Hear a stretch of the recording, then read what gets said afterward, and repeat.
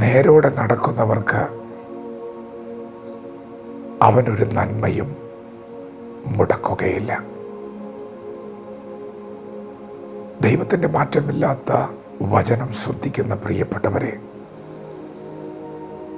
എന്താണ് നന്മ? ആരോടാണ് ചോദിക്കേണ്ടത്? എന്താണ് നന്മ? ഇന്ന് പകൽ അത് നാം ആരോടാണ് ചോദിക്കേണ്ടത്? നാം മനുഷ്യരോട് ഈ ചോദ്യം ചോദിച്ചാൽ നമ്മുടെ ചുറ്റും പാർക്കുന്ന മനുഷ്യർക്ക് ഈ വിഷയത്തോട് ബന്ധപ്പെട്ട് പല അഭിപ്രായങ്ങളും പറയുവാനുണ്ടാകും. എന്നാൽ ആദ്യവും അന്തവും അറിയുന്ന ദൈവത്തോടൊരു ചോദ്യം ചോദിച്ചാൽ, നമ്മെ സൃഷ്ടിച്ച ദൈവത്തോട് ചോദിച്ചാൽ, ആ ചോദ്യത്തിനുള്ള ഉത്തരം നമുക്ക് തരുന്നത് വിശുദ്ധ വേദ പുസ്തകമായിരിക്കും. ദൈവത്തിൽ നിന്ന് ജ്ഞാനം പ്രാപിച്ച ജ്ഞാനികളിൽ ജ്ഞാനിയായ ശലോമോൻ പറയുന്നു, ഞാൻ ജ്ഞാനം കൊണ്ട് കണ്ട ഒരു കാഴ്ചയുണ്ട്.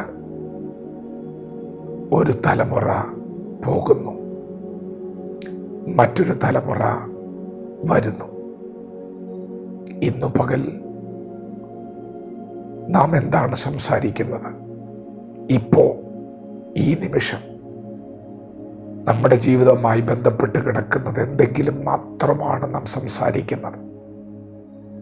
എന്നാൽ ഇവിടെ ഇതാ ഒരു മനുഷ്യൻ, ദൈവത്തിൽ നിന്ന് ജ്ഞാനം പ്രാപിച്ച ഒരു മനുഷ്യൻ,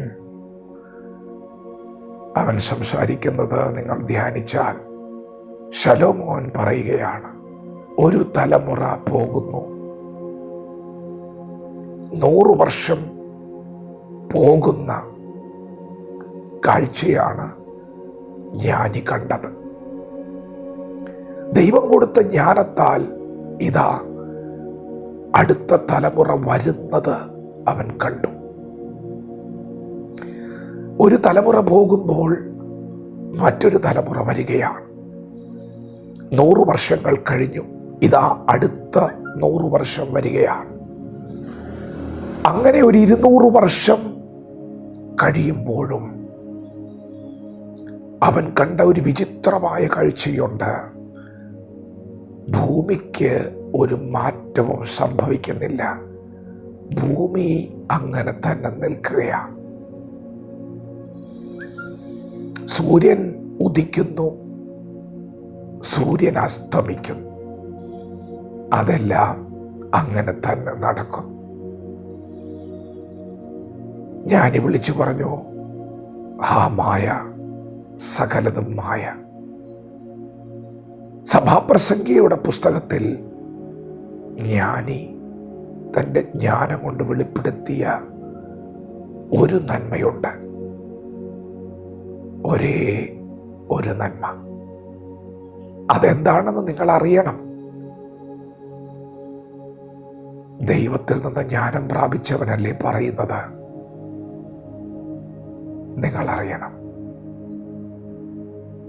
ദൈവത്തെ ഭയപ്പെടുന്ന ഭക്തന്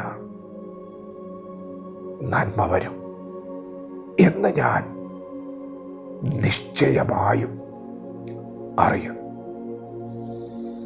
പ്രിയപ്പെട്ടവരെ, ഒരു 100 വർഷം പോകുമ്പോൾ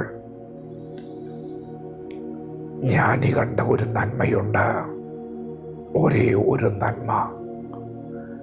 ദൈവഭക്തന്, യഹോവ ഭക്തന് നന്മ വരുന്നു. ഇന്നു പകൽ നിങ്ങൾ ഈ ദൈവത്തെ സേവിക്കാൻ ഇറങ്ങിയിട്ട് നിന്ദകളിലൂടെ, പരിഹാസങ്ങളിലൂടെ, വേദനകളിലൂടെ ഒക്കെ ഒരു പക്ഷേ കടന്നു പോകുന്നുണ്ട്.